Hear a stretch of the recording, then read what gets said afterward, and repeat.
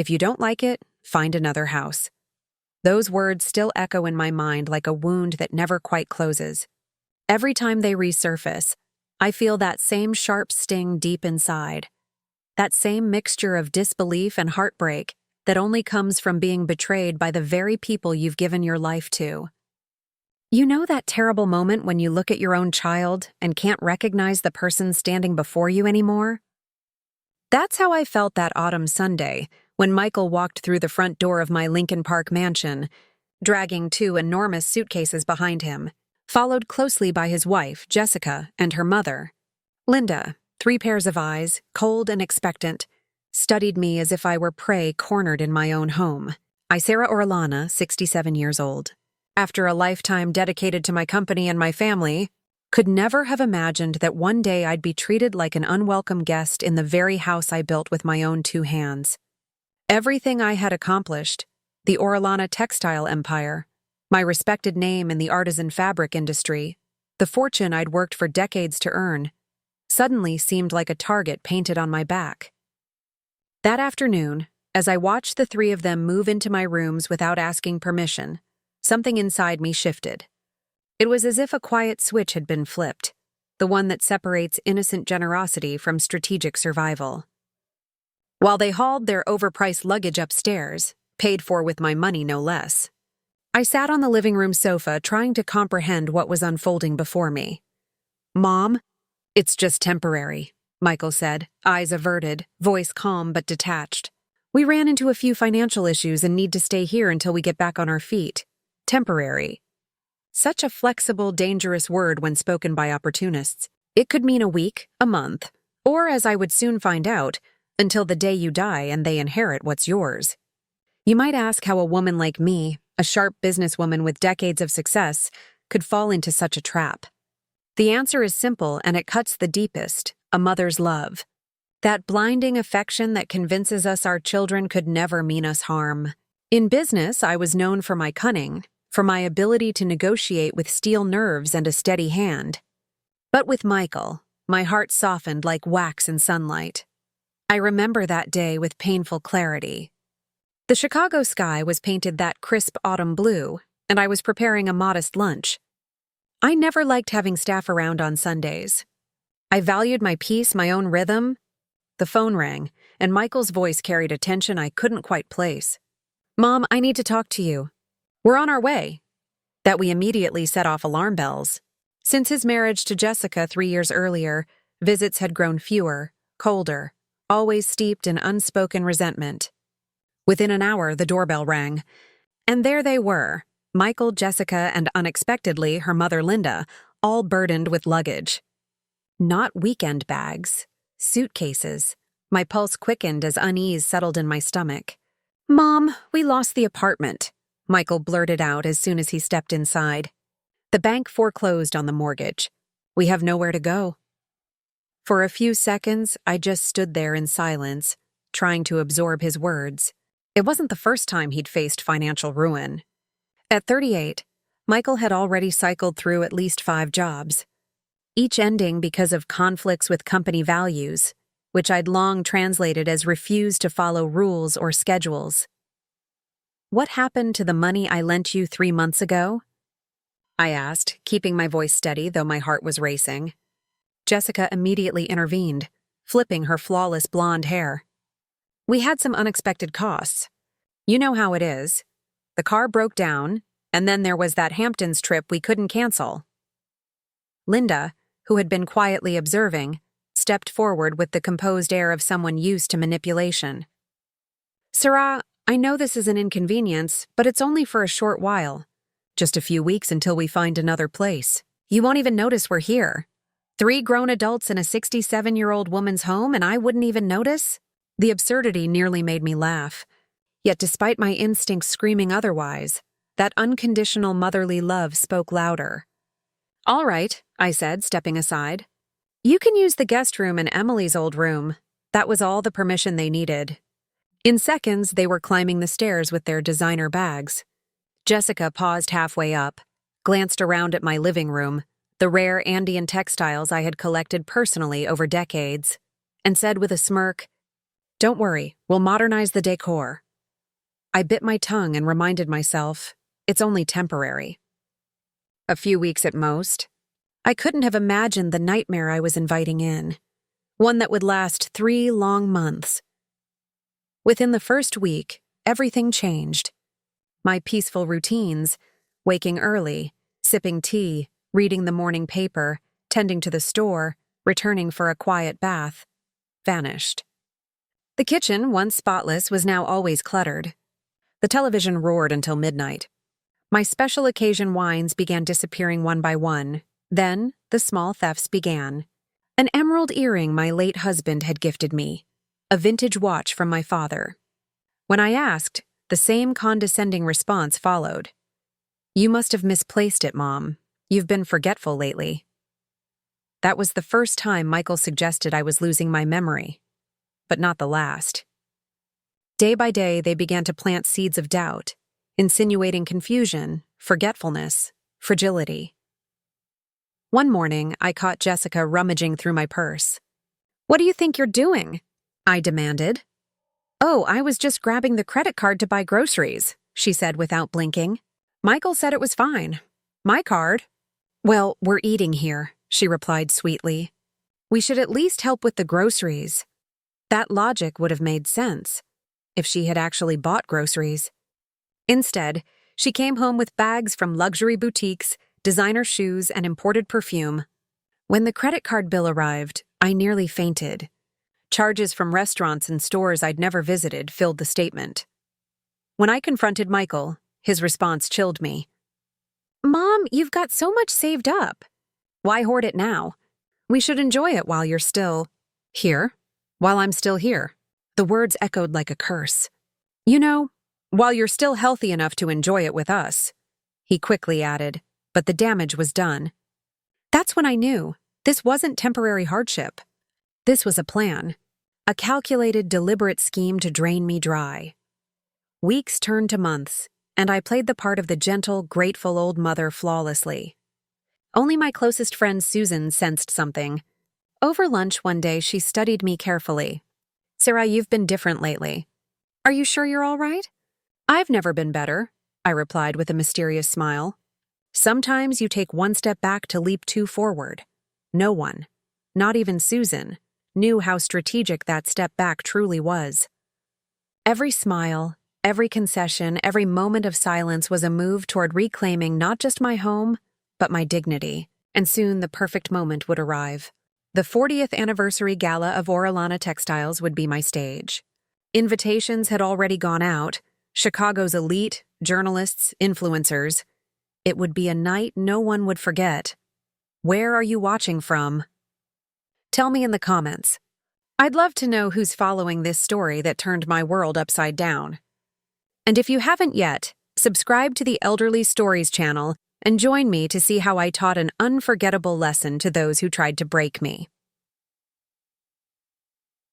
It all began that Sunday morning, one of those rare days when Chicago's sun finally breaks through after endless rain. I was preparing lunch when the phone rang, and my life changed forever. At first, I tried to maintain my routine. Every morning, I made breakfast for everyone: scrambled eggs, fresh bread, fruit neatly sliced. I smiled, asked about their plans, even offered to help Michael job hunt. Mom, I've got it under control, he'd say with that smug tone. I'm in talks with major corporations, very interested in me. After 2 weeks, I realized those talks were as real as their search for a new place. No calls, no resumes, no interviews, only deliveries, wine, and endless Netflix marathons, one night. While clearing their dishes, I overheard Jessica whisper, "How much longer do we have to pretend we're apartment hunting?" "This house is perfect. Be patient," Michael murmured. "Mom will get used to having us here. We just need to move our pieces carefully." Those words struck like a slap. Move our pieces? As if I were nothing but a pawn. I clutched the plates to my chest and swallowed my anger. It wasn't time yet. I needed to be smarter than them. Soon it became obvious. They had no plans to leave. Why would they? My 6-bedroom Lincoln Park mansion with its gardens and skyline views had become their luxury hotel. All expenses paid. The invasion started subtly. My treasured Andean tapestry vanished. Replaced by a soulless abstract painting, Jessica said, "Fit the furniture better." My books were rearranged so I could no longer find a thing. "We're just modernizing, Mom," Michael said. "Your decor's ancient. It feels like a museum." Each word sliced through me. Those ancient objects were my life's work, each one chosen with care on my travels, proof of a lifetime preserving tradition. Then came the final blow. 18 days after their arrival, I was making tea when Michael and Jessica entered, oddly serious. "Mom, we've been talking," he began, using that coaxing tone I'd come to dread. "It makes more sense to reorganize the house. The master bedroom has that big walk-in closet you hardly use." I gripped my cup, knuckles white. My bedroom. The room where I'd spent 30 years beside my husband, where my children were born, every wall holding a piece of our history. "Jessica needs more space for her clothes," Michael continued smoothly. "And that office at the end of the hall would be perfect for Linda. She deserves her privacy." "And where exactly do you expect me to stay?" I asked quietly. "The guest room in the back is fine. It's cozy, has a bathroom." "If you don't like it," he said, voice cold and sharp, "find another house." Jessica's little laugh that followed was the cruelest sound I'd ever heard. Linda's satisfied grin as she passed by sealed it. In that instant, something inside me froze, then hardened into steel. I smiled faintly and said, "I'll think about it." 2 days later, I surrendered the master suite without a word. I watched Jessica toss out my clothes, filling the space with hers. Linda converted my office into her sanctuary of crystals and self-help books. I moved into the small guest room at the back, taking only essentials: family photos, medicine, a few beloved novels. Every night before sleep, I whispered to myself, "It's temporary." But deep down, I knew it wasn't. The confirmation came soon. My pearl necklace, my mother's heirloom, was gone. When I asked, they exchanged knowing looks. "Are you sure you didn't misplace it?" Michael asked. "You've been a bit forgetful lately," Jessica added sweetly. "Maybe you lent it to someone and forgot." "My grandmother started like that too." That night I sat alone, writing down every incident they'd accused me of forgetting. Appointments, calls, conversations. None of it matched reality. There were no missed calls, no reminders, no proof. I wasn't losing my memory. They were manufacturing a story. The final proof came a week later. I caught Linda digging through my purse while I was supposed to be napping. "What are you doing?" I asked sharply. "Oh, Sarah, you startled me," she stammered, smiling. "Just looking for an aspirin." "The aspirin's in the bathroom cabinet, not my handbag," I said coolly. Of course," she laughed nervously. "I get mixed up sometimes, too." That evening, I checked my purse carefully. My address book looked tampered with, my planner marked, and several checks were missing. The next morning, I quietly phoned the bank. 3 checks had recently been cashed, with my forged signature. The amounts were substantial. "Would you like to file a fraud report, Mrs. Orellana?" the bank manager asked. I hesitated. A report would mean a direct confrontation, possibly involving the police. My gut told me it wasn't time yet. I needed more information, more evidence, a more solid plan. "Not right now," I replied. "Just block the checkbook and issue a new one. I'll pick it up in person." That same day, while looking for a document on the family computer, I discovered something that chilled my blood. In the search history, I found symptoms of senile dementia, how to request a judicial conservatorship of a relative, senior living facilities in Chicago, how to prove mental incapacity. The evidence was undeniable. This wasn't just about them temporarily taking advantage of my generosity. They had a much more sinister plan to declare mine competent, take legal control of my assets, and possibly place me in some facility where I would be completely at their mercy. My first impulse was to confront them, to scream, to demand they leave my house immediately. But decades of running a company had taught me that impulsive decisions are rarely the most effective. In the business world, whoever loses their cool loses the negotiation, and this was essentially a negotiation for my life and my dignity. Instead of exploding, I decided to observe. I became a consummate actress, playing the role of the confused grandmother they expected to see. When they insinuated I had forgotten something, I would nod with feigned embarrassment.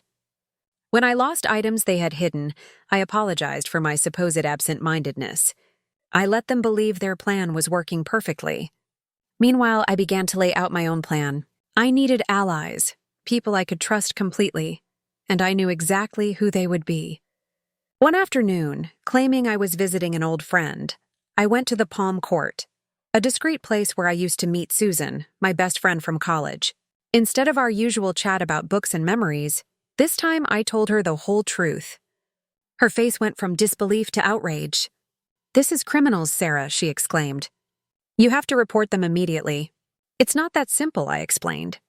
"They're family, and a public report would destroy the reputation of Orellana Textiles. I don't want 40 years of hard work to be tainted by a scandal like that." "So what are you going to do? You can't just let them keep abusing you." "I have a plan," I replied with a calmness that surprised even myself. "But I need your help and Emily and Olivia's." That same night from Susan's phone, I called my daughter Emily in Ecuador. Unlike her brother, she had always been responsible, hardworking, and grateful. The news left her stunned. "I'm taking the first flight to Chicago," she declared immediately. "No, not yet," he told her. "I need no one to know we're in contact. For now, help me from there." The next day, I visited the law firm of Reynolds and Associates, where Dr. Olivia Reynolds, my trusted lawyer for over 2 decades, received me with her usual efficiency. "Sarah, this is extremely serious," she commented, after hearing my detailed account and examining the evidence I had gathered. "They're laying the groundwork for a conservatorship case claiming you're no longer fit to manage your own assets. Do they have any chance of succeeding?" I asked, though deep down I feared the answer. "Unfortunately, yes," she said. "The courts tend to be cautious in these cases, and if they present enough proof of cognitive decline, they could get at least a temporary conservatorship while a more thorough evaluation is done. And during that temporary period, Michael, as your son, would likely be appointed your temporary legal guardian. He would have access to your accounts, properties, company, shares, everything." A shiver ran down my spine. The situation was even more dangerous than I had imagined. This wasn't just about an unwanted move-in or some excessive spending on my card.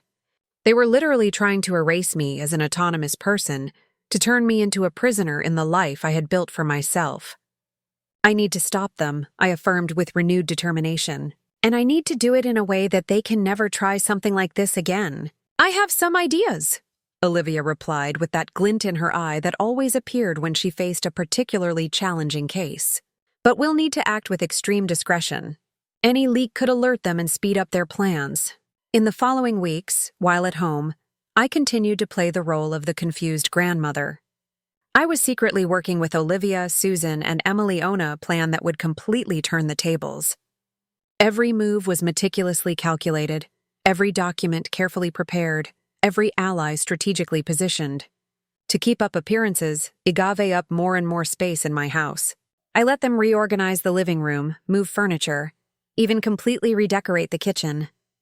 I smiled when I saw my credit cards being used for extravagant shopping sprees on the Magnificent Mile. I pretended not to notice when more personal items mysteriously disappeared. Meanwhile, behind the scenes, every piece of my plan was quietly falling into place. I watched, I noted, I recorded conversations. Every insult disguised as a joke, every comment about my supposed inability to manage my own affairs, every plan they made for when I was no longer around. All this while, they called me Mom and Grandma with fake sweetness in front of visitors. 3 months passed like this. 3 long months in which I became an Oscar-worthy actress playing the part of the frail elderly woman grateful for her family's company. Even my best friend Susan started to worry. "Sarah, you seem different," she commented during one of our weekly lunches at the Palm Court.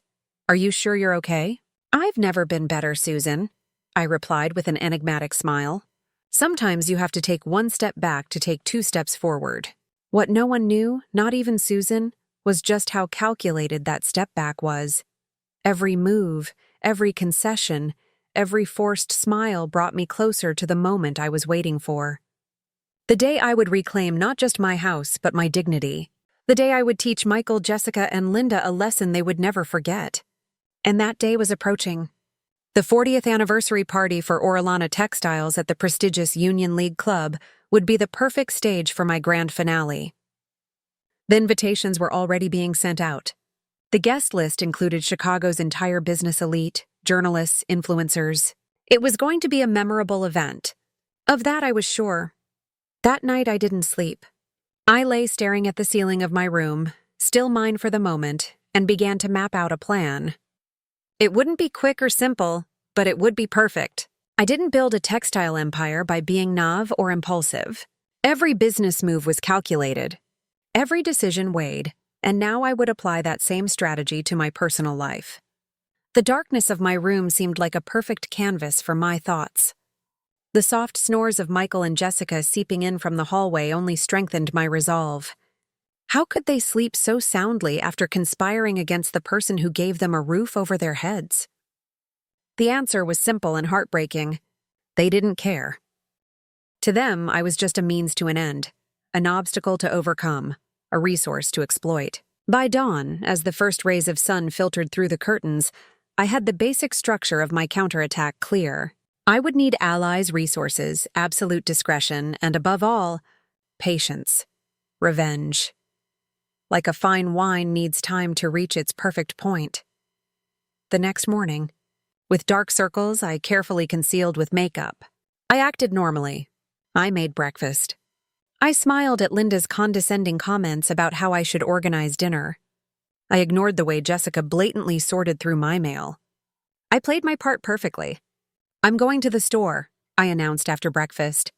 "There are some things I need to review personally. Are you sure you can handle that alone, Mom?" Michael asked with false concern. "You seem a bit scattered lately." "I am perfectly capable of managing my own company, son," I replied with a tight smile. "I've been doing it for 40 years. Of course, Linda chimed in. "We're just worried about you. At our age, it's normal to need a little help." "Our age," she said, as if she and I were in the same generation when she was barely 5 years older than me. Another little insult disguised as camaraderie. I left the house with the excuse of visiting the main Orellana textile store. But my real destination was different. I drove to the law offices of Reynolds and Associates, where Dr. Olivia Reynolds was waiting for me. I had called her discreetly from my office phone the day before. "Sarah, what a surprise to see you without an appointment," she said loudly as I walked in, following the script we had agreed on just in case. Michael decided to check up on me. Once in her office, with the door closed and the guarantee of absolute confidentiality, I could finally unload. I told her everything.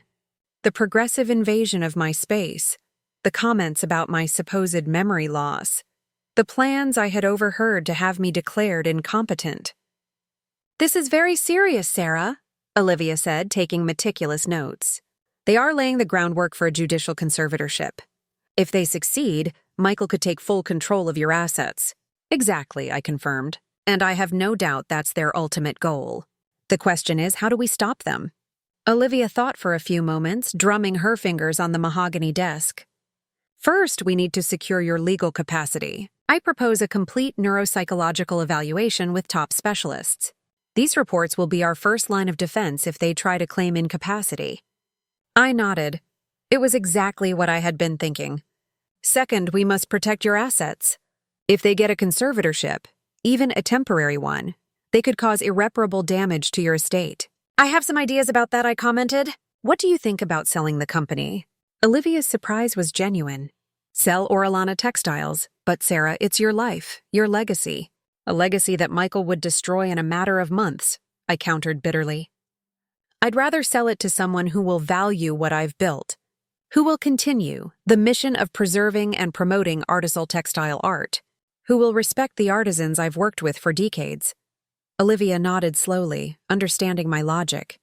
"And if the company is no longer in your name when they attempt the conservatorship?" "Exactly. They can't touch it. The money from the sale could be transferred to overseas accounts in the name of a trust or foundation, something they can't easily access. We spent the next 2 hours outlining a complete legal strategy. Olivia, ever brilliant, found solutions for every possible scenario. Leaving her office, I felt a strange mix of sadness and determination. The sadness of having to part with the company that had been my entire life. The determination not to let the 3 vultures that had infested my house profit from decades of my hard work. My next step was to call Emily. Unlike her brother, she was always responsible, intelligent, my partner in international business. I called her from a payphone to prevent Michael from tracking the call. "Mom, what's wrong?" "You sound worried," she said immediately upon hearing my voice. "I need your help, sweetheart. But you must promise me absolute discretion. Not even Michael can know we've spoken." "You're scaring me, Mom." "I have reason to be scared, Emily."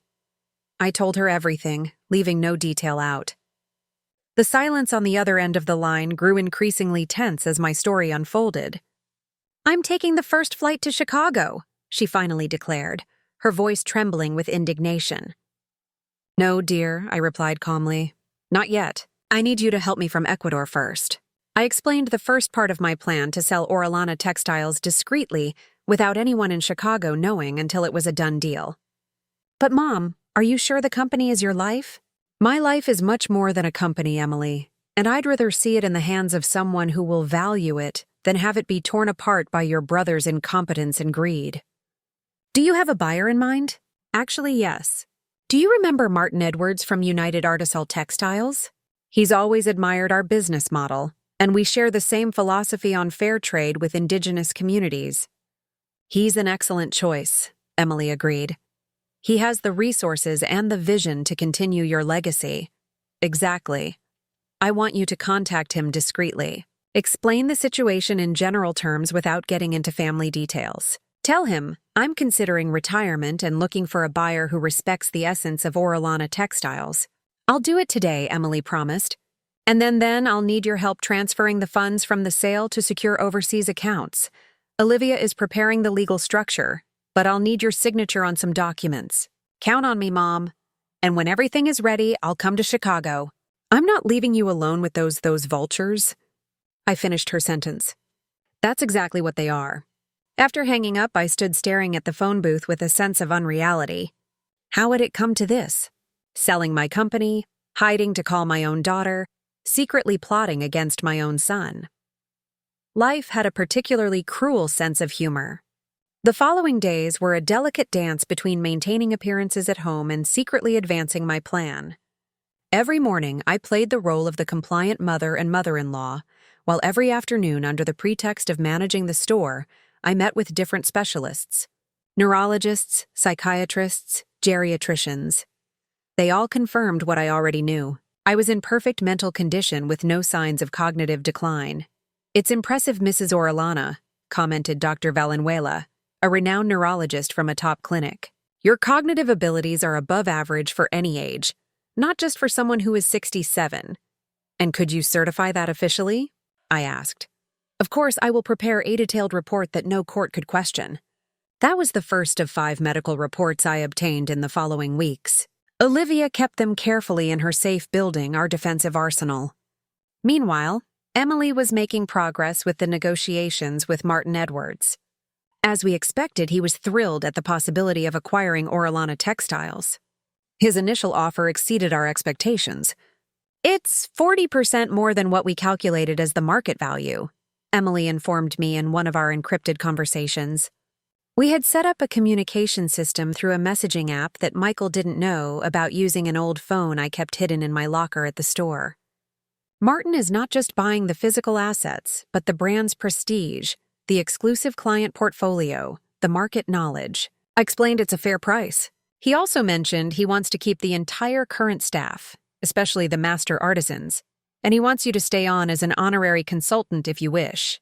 He smiled with a certain sadness. Martin truly understood the value of what I had built. It wasn't just a textile company. It was a bridge between ancient Andean traditions and the modern world. A way to preserve endangered techniques to offer a decent livelihood to often marginalized communities. Let's accept his offer, I decided, but with one additional condition. The sale must be kept an absolute secret until the company's anniversary. It will be publicly announced during the 40th anniversary celebration. Emily immediately understood the strategy. The perfect stage for your grand reveal, she commented. All the key players in one place. The press present, respectable witnesses. Exactly. And by then, all the money must be secured in accounts that Michael cannot touch. While the sale negotiations progressed discreetly, I faced another dilemma. What to do with my house?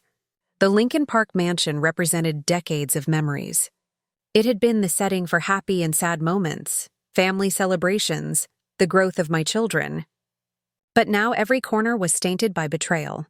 Every room reminded me of some cruel comment, some humiliation suffered at the hands of those who should have protected and respected me. The answer came unexpectedly. During a visit to the Palm Court, Susan had invited Alicia Mendive, director of the New Dawn Foundation, an organization that worked with vulnerable seniors.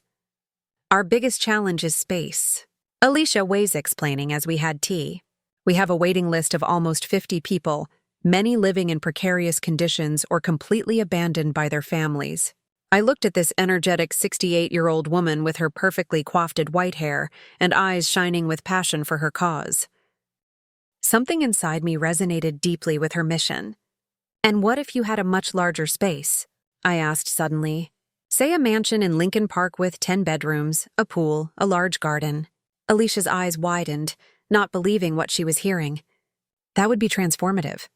We could serve 3 times as many seniors, offer therapeutic activities, maybe even create a community center for those who still have some autonomy. In that moment, I knew exactly what to do with the house. It wouldn't be sold. It wouldn't be left to Michael. It wouldn't remain in my possession. It would be donated entirely to those who truly needed a home. Alicia, I said with determination, I am going to donate my house to the New Dawn Foundation with one condition. The official transfer must occur 48 hours after the public announcement, which will be made at the Orellana Textiles anniversary party. Susan almost spilled her tea in surprise. Alicia was momentarily speechless. A rarity for her. Sarah, I don't know what to say. It's the most generous gesture. It's not generosity, I interrupted her gently. It's poetic justice. That house, which was the scene of so much contempt for the elderly, will become a refuge for them. Where there was cruelty, there will be compassion. Where there was disdain, there will be respect. With these 2 fundamental decisions made, the sale of the company and the donation of the house, I felt the weight I was carrying begin to lighten. There were still many details to resolve, but the skeleton of my plan was formed. But a plan, however brilliant, needs contingencies. What if Michael, Jessica, and Linda discovered my intentions ahead of time? What if they accelerated their conservatorship plan? We need evidence, I told Olivia during our next meeting. Irrefutable evidence of their true intentions. What do you suggest? I want to record their conversations when they think I'm not around. Capture their plans, their insults, their true opinions of me. Olivia frowned. There are legal considerations about recording without consent. Sarah, I won't use them in court, I clarified, only to expose the truth to those who matter. Our friends' business partners, the Chicago society that now welcomes them with open arms, not knowing their true nature. With the help of a discreet technician recommended by Olivia, I installed small recording devices in strategic points of the house. The living room where they used to gather when they thought I was asleep. The dining room where they openly discussed their plans during lunch. Even in my old bedroom, now occupied by Michael and Jessica. The recordings I obtained in the following weeks surpassed my worst fears. The cruelty of their comments, the coldness with which they planned my future, the shameless greed with which they discussed how they would spend their inheritance once I was out of the way.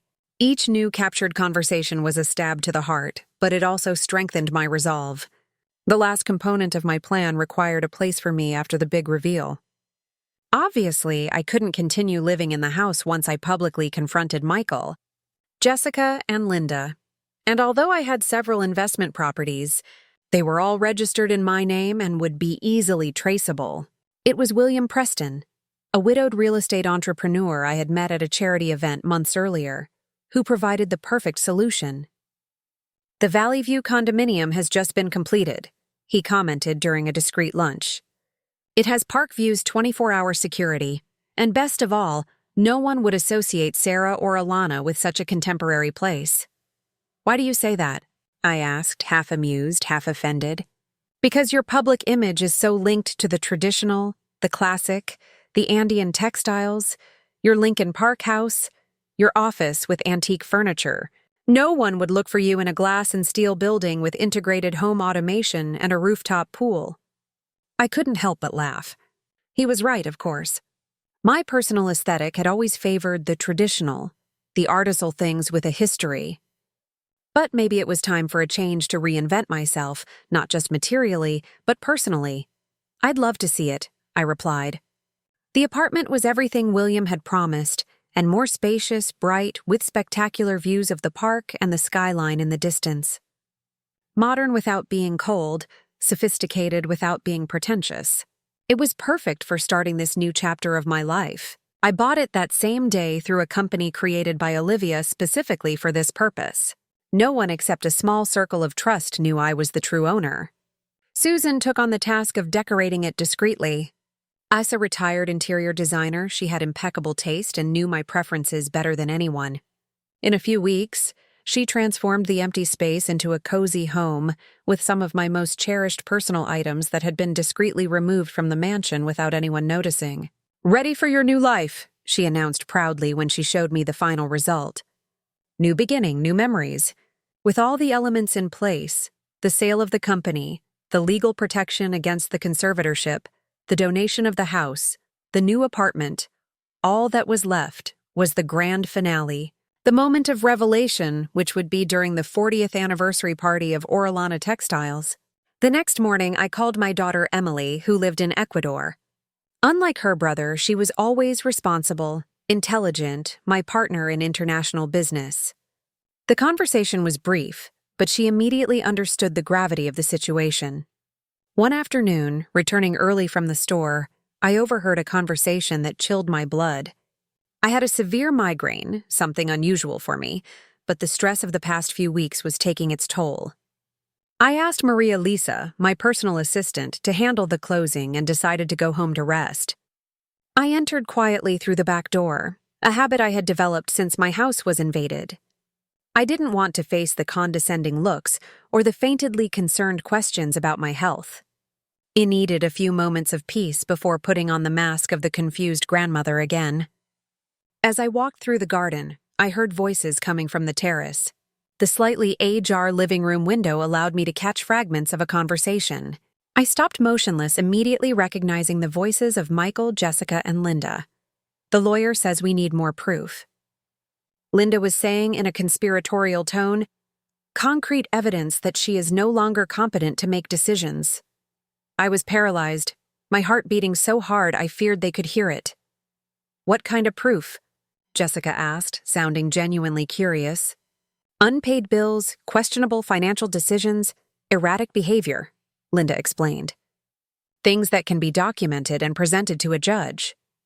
There was a moment of silence, and then I heard my son's voice, the same child rocked in my arms for whom I sang lullabies, to whom I dedicated my life. "Can we create that proof?" he suggested with a coldness that froze my soul. "Intercept mail, alter payment dates, that sort of thing." "I don't know, Michael." Jessica's voice sounded hesitant. "Isn't that illegal? We're just helping to prove something that's already happening," he replied with a twisted logic that made me nauseous. "My mother is really no longer in a position to manage this whole estate. We are protecting her from herself and securing your future in the process," Linda added with a complicit chuckle. "Think of all you can do when you have unrestricted access to her accounts. That beach house you always wanted, international trips without worrying about costs." I leaned against the garden wall, feeling my legs weaken. It wasn't just the confirmation of what I already suspected. It was the blatant cruelty, the calculated coldness with which they planned to destroy my autonomy. "And what will we do with her once we get the conservatorship?"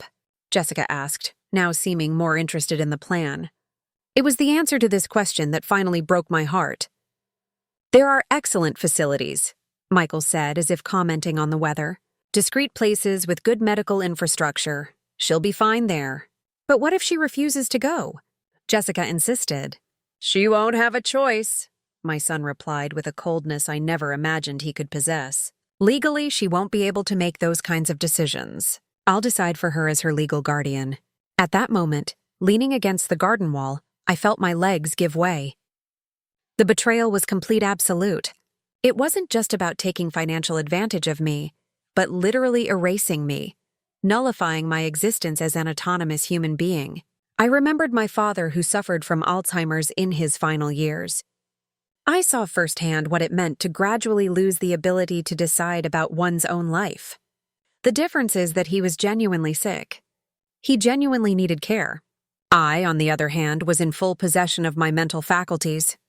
I managed a profitable company, maintained international business relationships, read voraciously, stayed up to date on politics and economics. And yet my own son was willing to declare me incompetent just to get his hands on my money. And after we get the conservatorship, what then? Linda asked, always thinking several steps ahead. Wessel, everything, Michael replied with cruel simplicity. The house, the company, the properties. I'll be appointed the legal administrator, and we can finally live as we deserve. And her Jessica insisted with a hint of doubt in her voice that for a fleeting second gave me hope that some humanity remained in her. There are very good senior living facilities out there, Linda said with false concern. Or we can keep a small apartment for her with a nurse. The important thing is that the money will finally be in the right hands. The hope vanished as quickly as it had appeared. There was no compassion in their plans, only cold calculation. To them, I wasn't a person with dreams, desires, fears, and rights. I was just an obstacle between them and my money. I walked away silently, returning to the back door. I left the property without anyone seeing me and got back in my car.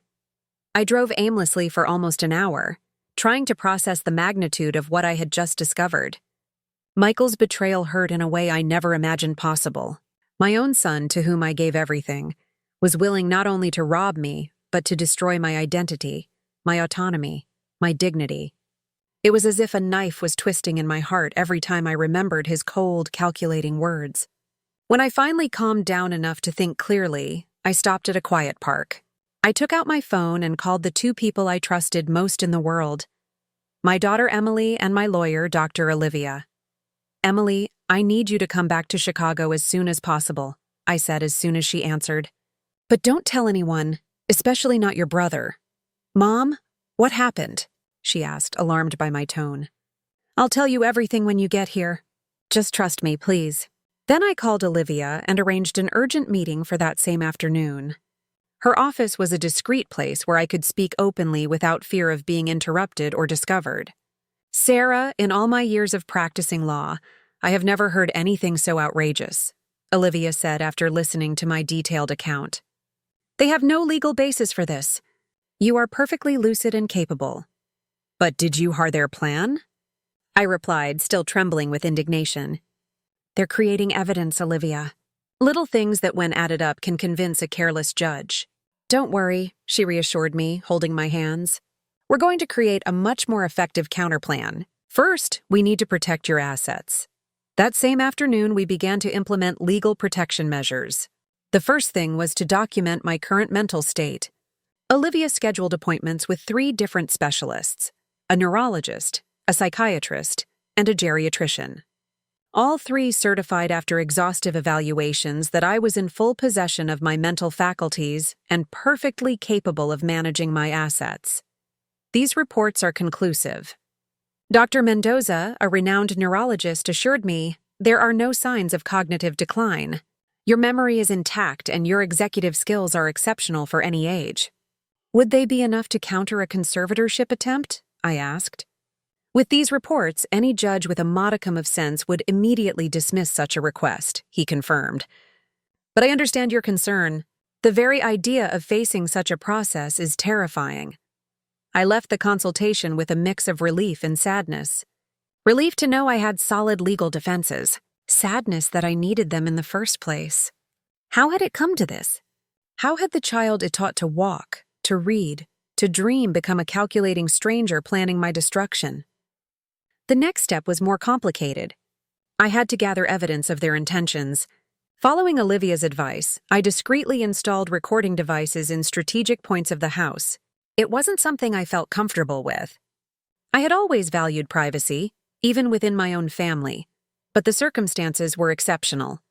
It needed tangible proof of their plans. The recordings I obtained in the following days surpassed my worst fears, the casual cruelty with which they spoke of me when they thought I wasn't listening.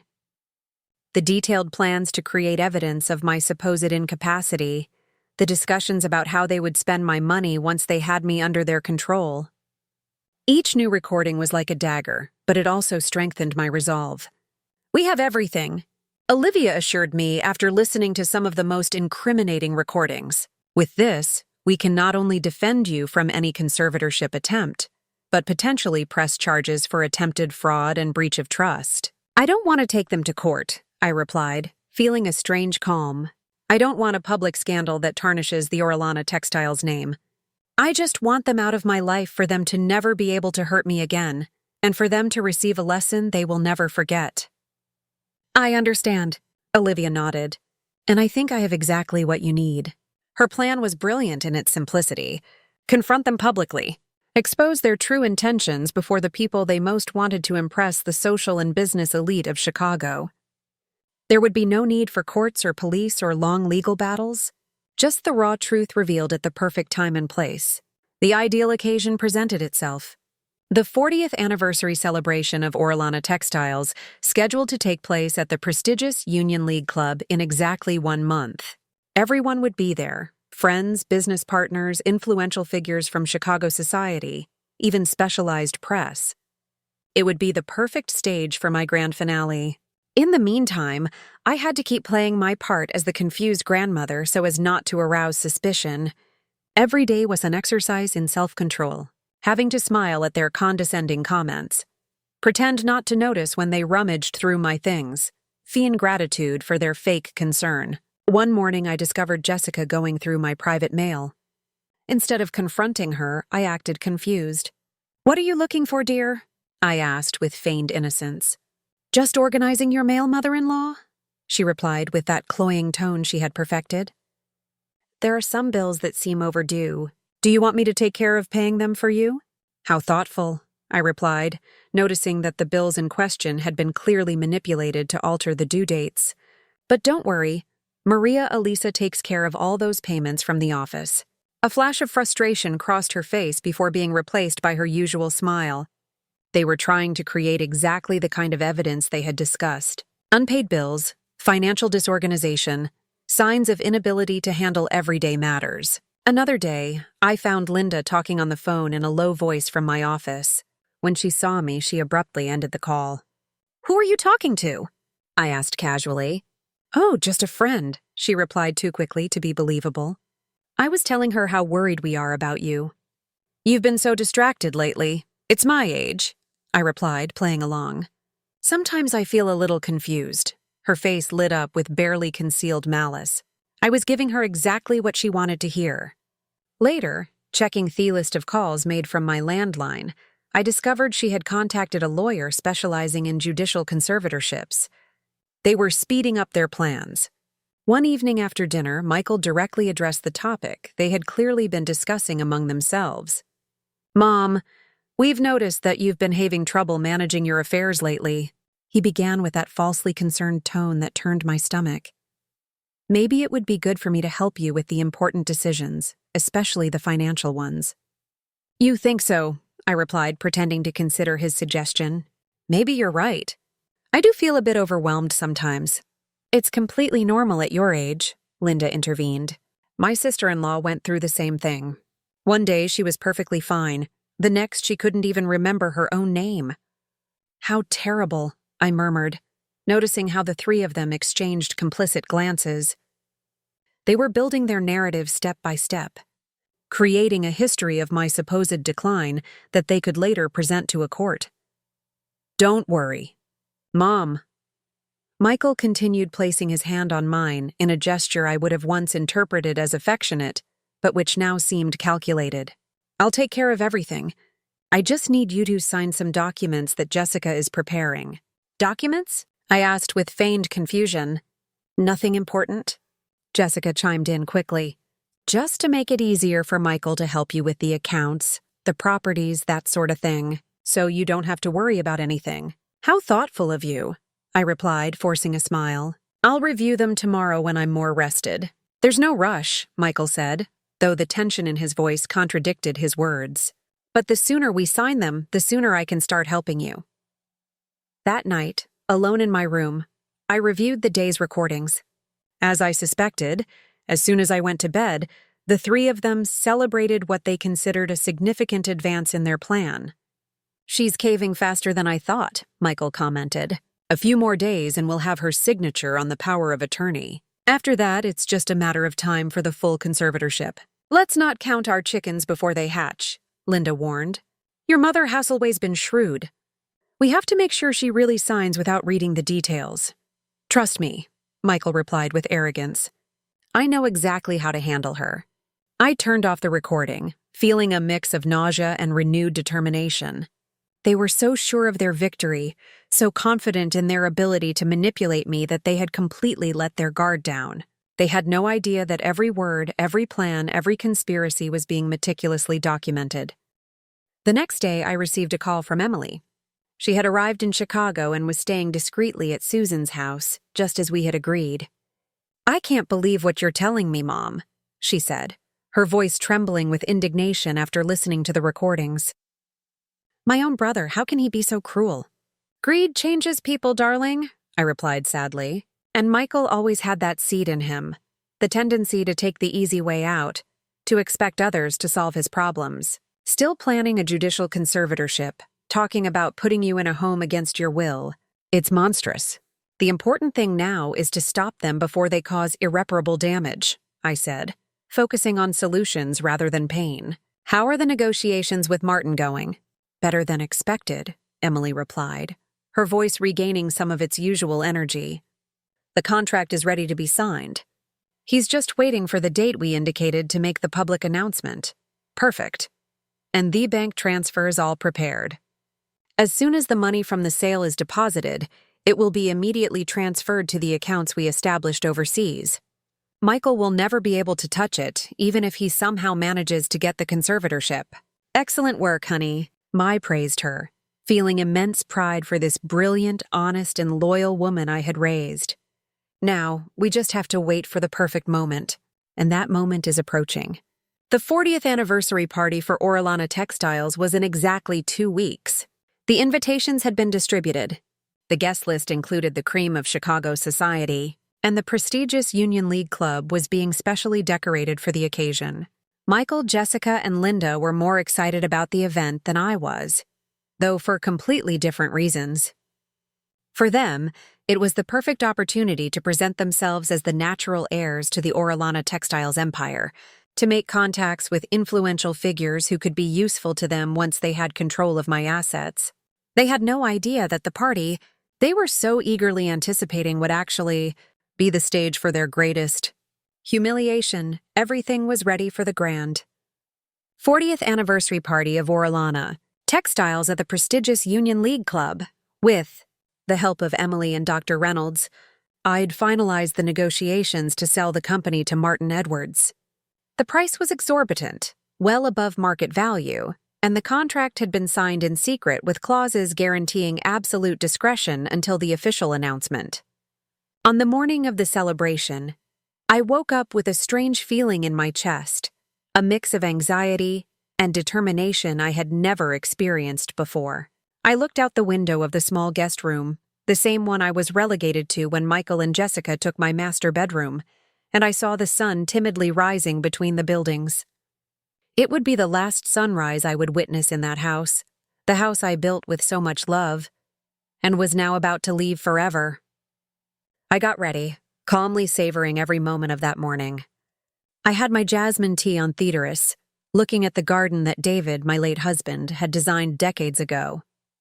I allowed myself a moment of nostalgia, remembering how proud he was of his rose bushes, especially the yellow ones he cultivated with such care. He always said that yellow roses symbolized the friendship that existed between us, even before romantic love blossomed. What would he think of all this? I murmured to myself, Knowing David, he would probably be even more outraged by the situation than I was. He was always a just man, strict with his principles who tolerated no betrayals of any kind. My thoughts were interrupted by Linda, who appeared on the terrace in that excessively expensive robe, bought of course with my credit card. "You're up early, Sarah," she commented with false cordiality. "Nervous about the party?" "Not at all," I replied serenely, taking a sip of my tea. "I'm just enjoying the morning."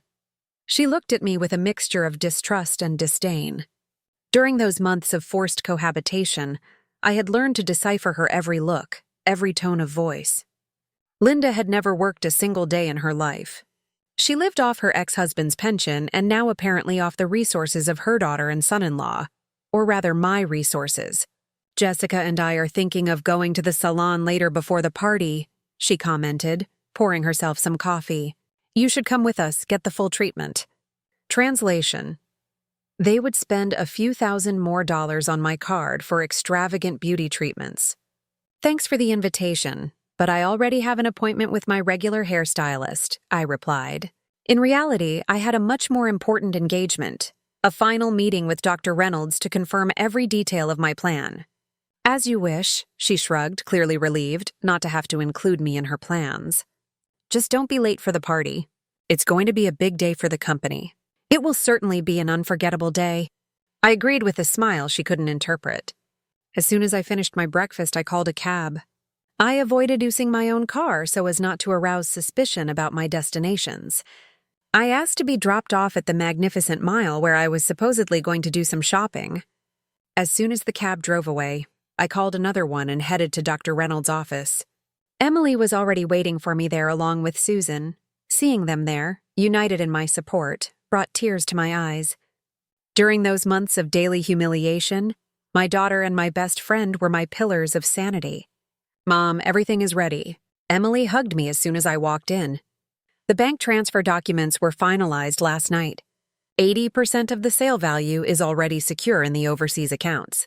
And the apartment at the Valley View condominium is fully furnished and ready for you to move in. Susan completed. "I took your jewelry and important documents there yesterday as you asked." Dr. Reynolds, always impeccable in her tailored suits, pointed to a folder on her desk. "The donation of the house to the New Dawn Foundation is ready to be announced," she explained. "I've already spoken with the foundation's director. They are prepared for an immediate move-in as soon as the announcement is made. And here," she indicated another folder, "is the documentation for the sale of the company. All perfectly legal and indisputable." I nodded, feeling a mixture of sadness and relief. I was giving up so much. The house where I raised my children, the company I built from scratch. But there was no alternative, not after discovering the true nature of those who should have loved and protected me. "And what about the recordings?" I asked, referring to the conversations I had secretly recorded in recent months. "Edited and ready to be shown," Emily replied. "We selected the most revealing excerpts, especially those where they talk about your supposed incapacity and the conservatorship plans. And the full medical report is also here," Dr. Reynolds added, showing another folder. 3 different doctors, all certifying your full mental and physical capacity. No judge in the country would accept a conservatorship request with these reports. I took a deep breath, feeling the weight of the decision I had made. There was no turning back. "Now, are you sure you want to do this, Mom?" Emily asked, sensing my momentary hesitation. "We can still confront them privately, demand they leave the house." "No, dear," I replied firmly. "They didn't just deal me a financial blow. They tried to destroy my dignity, my self-confidence. They made me question my own sanity. The humiliation was public little by little, day after day in front of friends, employees, acquaintances. The response will also be public." Susan squeezed my hand in support. "You were always strong, Sarah. Ever since college, when you stood up to your father to open the first textile store while the rest of us were only worried about finding a good husband." Ismailed at the memory. "Indeed, I was never one to follow conventions. When I opened the first Orellana textile store in the early 80s, few women managed their own businesses. My father, a traditional man, thought it was absurd that his daughter wanted to venture into the business world. A woman's place is taking care of the house and children, he would say. But I persisted, defying all expectations. I met David shortly after on one of my business trips. He was an engineer working on an infrastructure project.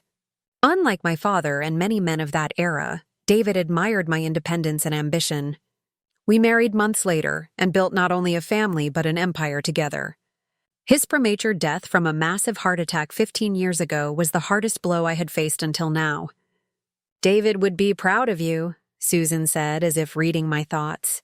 "He always said you were the bravest woman he knew." I wiped away a stubborn tear that escaped. "Let's finalize the details for tonight," I said, returning to the main issue. "I don't want any flaws, any loophole they can exploit later." We spent the next hour reviewing every aspect of the plan, the order of events, who would be positioned, where, how the recordings would be displayed, everything meticulously calculated like a military operation. Oh, and one last thing I remembered as we were preparing to conclude the meeting. I invited William Preston to the party. Susan raised her eyebrows in surprise. "The real estate entrepreneur, the one you met at the Chamber of Commerce event." "Exactly," I confirmed, feeling a slight blush on my cheeks. "He's been a good friend lately." "A good friend or something more?"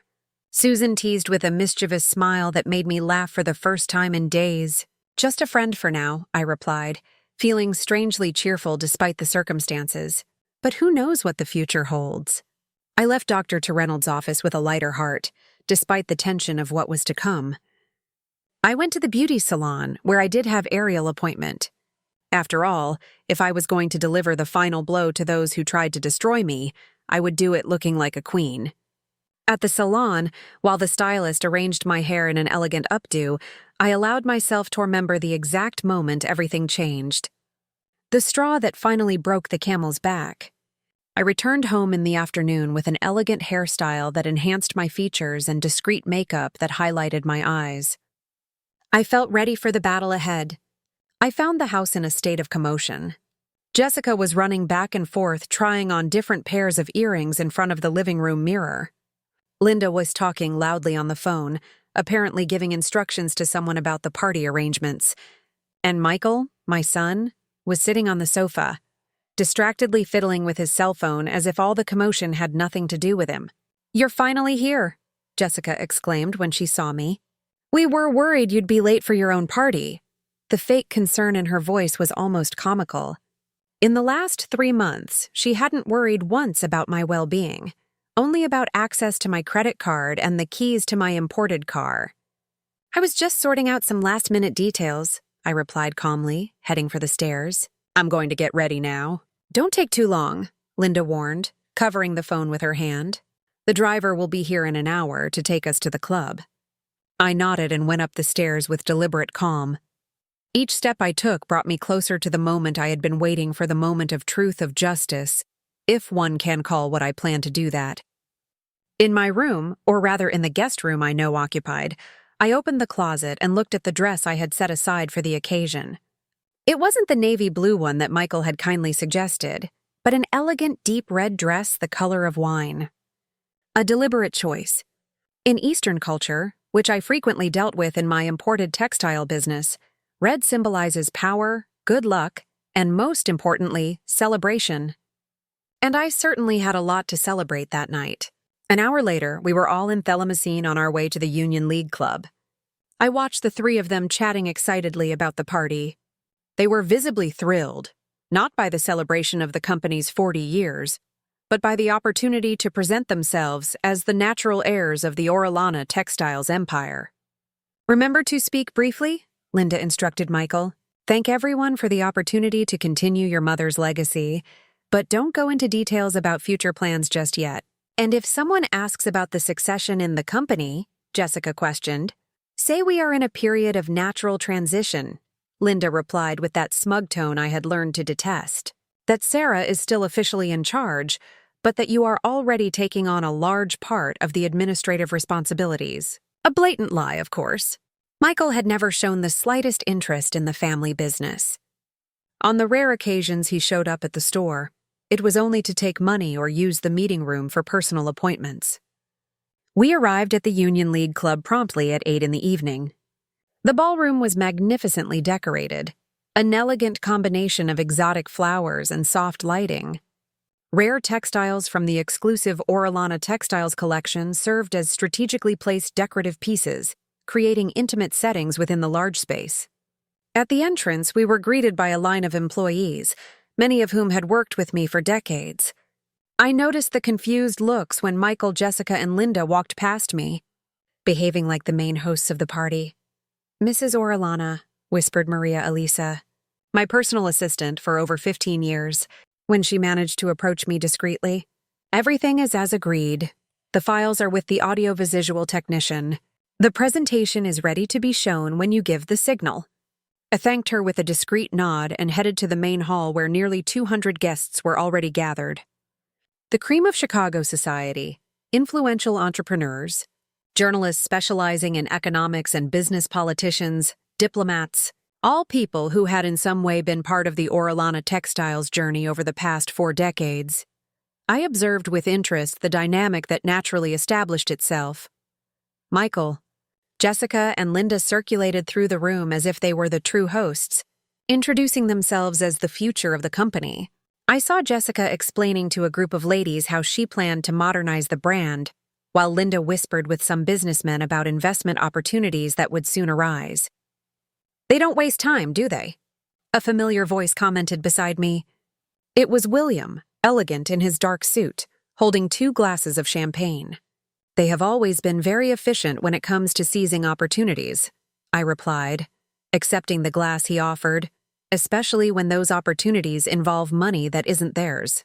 William smiled that discreet smile that had become a balm for me in recent times. Unlike so many men my age, he never treated me like a rich old woman or as a target to be conquered out of interest. Our connection was genuine, based on mutual respect and admiration. "Are you ready for what's next?" he asked, his voice betraying a slight concern.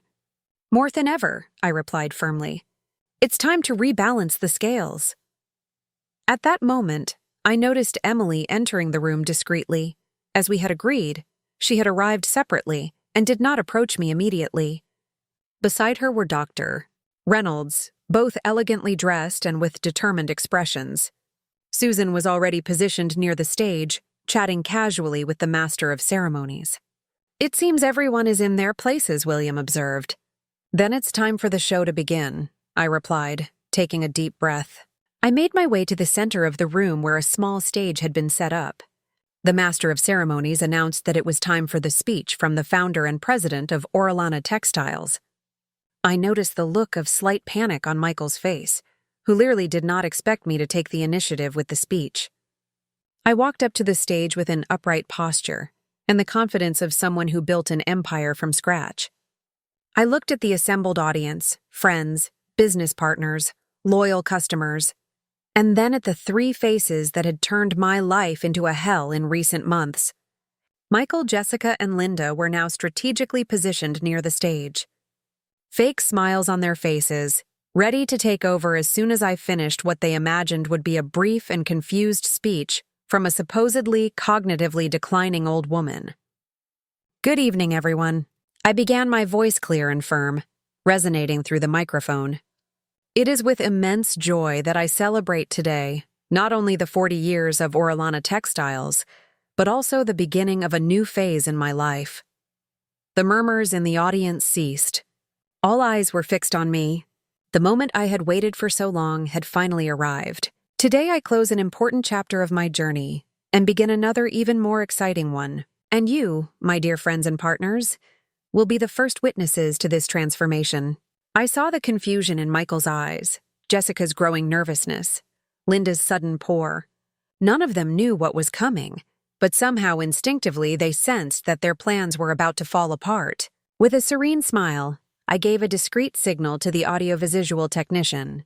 The large screen behind me lit up, and the presentation I had so meticulously prepared began to play. It was time for the truth. And what truth would be revealed that night? The large screen behind me lit up with the Orellana Textiles logo, the same symbol I created 4 decades ago when all I had was a small rented space and a lot of determination. Silence fell over the room as all eyes turned to the presentation. "As many of you know," I continued, my voice echoing through the hall, "I built Orellana Textiles from the ground up, navigating a male-dominated market at a time when female entrepreneurs were a rarity. I faced prejudice closed doors, and many said I would fail. I paused, looking directly at Michael, who seemed increasingly agitated. But life has taught me that the most difficult obstacles don't always come from strangers. Sometimes they come from those we trust the most. The image on the screen changed, now showing a contract with the logo of United Artisal Textiles. I heard gasps in the audience, especially from some business partners who immediately recognized the name of the Ecuadorian conglomerate. I am pleased to announce that Orellana Textiles has just been acquired by United Artisal Textiles in a negotiation that I consider not only financially satisfactory, but strategically brilliant for the future of the brand. The murmurs exploded throughout the hall. I saw Michael turn pale, his face contorting into an expression of shock and disbelief. He took 2 steps toward the stage, but was subtly restrained by one of the security guards I had strategically positioned. The transaction was completed yesterday. I continued maintaining my composure. As of today, Orellana Textiles begins a new phase under international leadership, with plans for expansion into markets we never imagined reaching. The look on Jessica's face was priceless. A mixture of shock, anger, and most satisfyingly for me, fear. Her dream of taking control of the company had just evaporated before her eyes. Linda, for her part, had assumed a rigid posture, her lips pressed into a thin line, desperately trying to maintain appearances as her house of cards collapsed. "But don't worry," I added with a serene smile. "I'm not retiring. I will continue as a special consultant for a transitional period, sharing my knowledge and experience with the new team. After all, at 67, I still have a lot to contribute, don't I?" That last sentence was directed specifically at the 3 of them, a direct reference to their insinuations about my supposed incapacity. I saw some people in the audience exchange confused glances, not understanding the full implication of my words. Now, I continued signaling for the technician to change the presentation again. I would like to share with you another important decision I made recently. The screen now displayed a photo of my mansion in Lincoln Park, followed by the logo of the New Dawn Foundation. Out of the corner of my eye, I saw the director, Alicia, whom I had specially invited for the occasion, smile excitedly. My house, that same mansion in Lincoln Park, where many of you have been welcomed for dinners and celebrations, will be donated in its entirety to the New Dawn Foundation, which does extraordinary work sheltering vulnerable seniors. The applause was immediate and warm. Philanthropy was always well regarded among the Chicago elite, even if it was often just for a photo op. In my case, however, the decision came from the heart, and with a touch of poetic justice that no one beyond my confidants could fully understand. The official transfer will take place in 48 hours, I explained, observing the growing panic on the faces of Michael, Jessica, and Linda, which is enough time for the current guests of the house to collect their personal belongings. The emphasis on the word guests did not go unnoticed. I saw some eyebrows raise among the closest guests, those who knew that my son and his family had moved into my house. Confusion began to spread exactly as I had planned. But before we continue with tonight's celebrations, my voice took on a more serious tone. I feel I owe you, my friends and partners of so many years, an explanation for these seemingly sudden decisions. I gave a signal and the screen behind me changed again. This time it displayed a recording of one of the many conversations I had secretly captured in my house. Jessica and Linda discussing how I was senile and incapable of managing my own business. Michael planning how they could gather evidence for a judicial conservatorship process. The silence in the hall was absolute, broken only by gasps of surprise and indignation. Never had so many jaws dropped at a single social event in Chicago. Can we create that proof? Michael's voice boomed through the sound system. Intercept mail, alter payment dates, that sort of thing. And what will we do with her once we get the conservatorship? Jessica asked in the recording. There are excellent facilities, my son replied with a coldness that made several guests turn to look at him with horrified expressions. Discreet places with good medical infrastructure. She'll be fine there. I cut off the recording with a gesture. There was no need to show more. The damage was done. Michael seemed to have shrunk several inches. Jessica was covering her face with her hands, and Linda was frantically looking toward the exits like a cornered animal. As you can see, I resumed my voice surprisingly calm. I was forced to take drastic measures to protect not only my assets, but my own freedom and dignity. Dr. Reynolds walked onto the stage at that moment, carrying an elegant leather folder. "This is Dr. Olivia Reynolds, my lawyer." I introduced her. "She has some documents to deliver to certain individuals present." With almost choreographed precision, Dr. Reynolds descended from the stage and walked directly to where Michael, Jessica, and Linda were frozen. She handed each of them an official envelope, saying loud enough for those nearby to hear, "Notice of eviction with a 48-hour deadline as announced," and then handing another set of documents to Michael. "This is a preemptive court order against any attempt at conservatorship based on complete medical reports certifying the full mental and physical capacity of Mrs. Sarah Orellana conducted in recent weeks by 3 independent specialists." My son's face was a mask of fury and humiliation. For a moment, I thought he would explode, make a scene, maybe even try to disrupt the event. But the weight of the disapproving stares around him seemed to create an unbearable pressure. Without a word, he grabbed Jessica's arm and gestured for Linda, heading quickly toward the nearest exit. "Oh, I almost forgot," I called out, making them stop in their tracks. "All credit cards linked to my accounts were canceled." "Exactly." I glanced at my wristwatch. 20 minutes ago. "I suggest you make cash withdrawals if you need immediate funds." It was the final blow. I saw Jessica's shoulders slump in absolute defeat. The 3 of them hurried out of the ballroom, followed by curious glances, whispers, and in some cases, poorly concealed laughter. I took a deep breath, feeling an immense weight lifted from my shoulders. The hardest part was over. The confrontation I had feared and planned for weeks was concluded.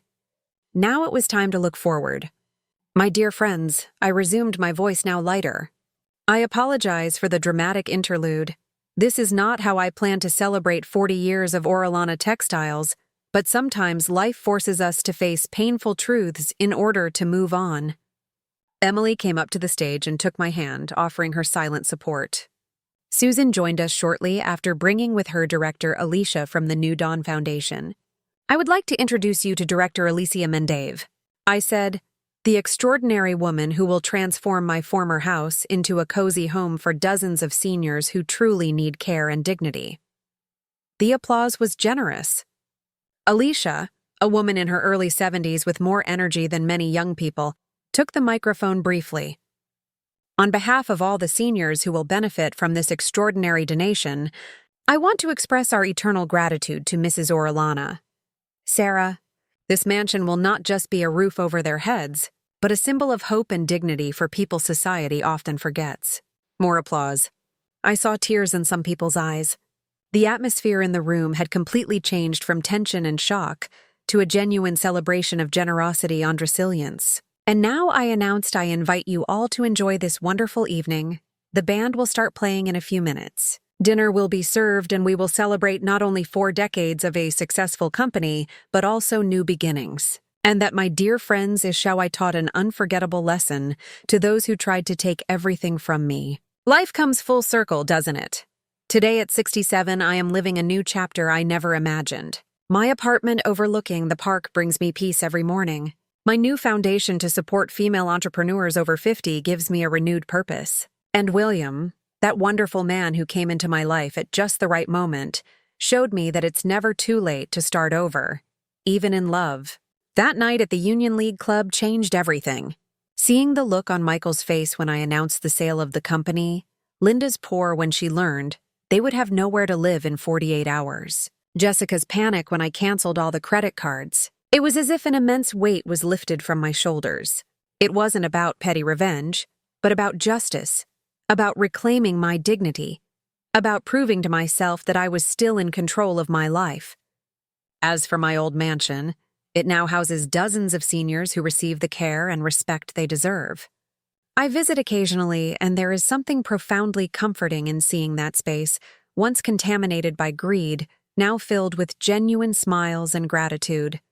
Where there were once conspiracies and plans to declare me incompetent, there are now art workshops, gardening sessions, and seniors reclaiming their sense of purpose and community. The most surprising thing was what happened to Michael, Jessica, and Linda after that night. At first, they tried to fight back. Michael hired a lawyer to contest the sale of the company, but the documents were impeccable. Jessica tried to claim rights to the house as a daughter-in-law, something so absurd that even her lawyer advised her against proceeding. Linda, ever pragmatic in her own way, was the first to give up and move back in with her ex-husband. Over time, reality caught up with them. Without access to my money, without a guaranteed roof over their heads, without the social status that being the heirs of Orellana Textiles provided, they had to do the unthinkable work honestly for the first time in their lives. Michael found a job as a salesman in an electronics store. Jessica, who always bragged about her fashion sense, now works in a boutique where she used to be a customer. Life has a peculiar sense of humor, don't you think? 6 months after that night, I received a letter from Michael. He wasn't asking for money as I expected, but for forgiveness. He confessed that greed had blinded him, that he had let himself be influenced by Jessica and Linda. He told me that now working hard every day to earn a living, he had begun to understand the value of effort, the satisfaction of building something with his own hands. I didn't answer immediately. The wounds were still too fresh. But over time, and thanks to Emily's persistence, I agreed to a meeting. It was awkward at first, but little by little, we are rebuilding something resembling a relationship. It's not the same as before. It never will be, but there is room for forgiveness when there is true remorse. Jessica and I, on the other hand, have not spoken again. I learned that she moved back in with her parents after separating from Michael. Linda, in an unexpected turn of events, has become a volunteer at a senior center. Perhaps seeing the work of the New Dawn Foundation in my old house made her reflect on her own future. What surprises me every day is how life can take a complete turn when you least expect it. At 67, when many are thinking of retiring, of stepping aside, I am living one of the fullest and most exciting stages of my existence. My foundation for older female entrepreneurs is growing exponentially. I receive applications from all over women who, like me, refuse to be made invisible by age, who have dreams, projects, vision. William and I got married 3 months ago in an intimate ceremony with only our closest friends. He at 70 shares my view that life doesn't end when gray hairs or wrinkles appear. Together, we are traveling, exploring, learning new things every day. Last week we started tango lessons. You can imagine the laughter as we try to coordinate those complicated steps. The most valuable lesson I learned from this whole process is that we must never let anyone make us feel small, incapable or disposable because of our age. The years we carry are not a burden. They are a collection of experiences, lessons, and wisdom that no arrogant young person can buy or fake. That's why it's so important to share our stories so that others know they are not alone, that there is strength in us, that we can turn things around no matter our age. My story is just one among thousands. Every wrinkle on our faces tells of a battle fought, a lesson learned, a moment of joy or pain that has shaped us. What did you think of my story? Have you been through something similar? Or do you know someone who has faced family betrayal? Tell me in the comments. I love reading them all and feeling like we are talking personally. It makes me feel that I'm not alone in this fight for the dignity and respect we all deserve, regardless of our age. Making this video wasn't easy. Reliving these painful moments took a lot of effort. Organizing my thoughts, finding the precise words to describe something so personal and painful was a process that took time and energy.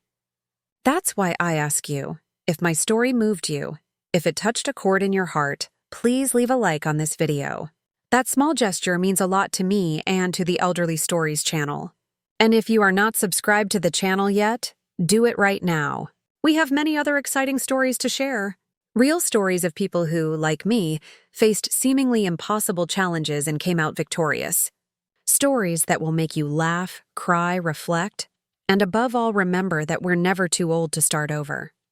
I also wanted to ask if you can for your help through the thanks button, a way to contribute financially so that the channel can continue to bring stories like mine daily. The costs to maintain a quality channel are high equipment, editing, research, and your contribution, however small, makes all the difference for us to continue this work. This would greatly help in bringing more videos like this with stories that need to be told and heard. I've always believed that sharing our experiences is a form of healing, not only for the one who tells the story, but also for the one who listens. If my story helped at least one person find the strength to face a difficult situation, then this whole process was worth it. Always remember, age is just a number. What defines how we are is our inner strength, our ability to adapt our courage to face life's storms, even when those storms have the name and face of people we love. As I said at the beginning, my son brought his wife and his mother-in-law to live with me, and even told me, "If you don't like it, find another house." His wife laughed, but I was the one who got the last laugh when I did this to them. Thank you for listening. I hope to see you in the comments and in the next videos from the Elderly Stories channel. Until the next story.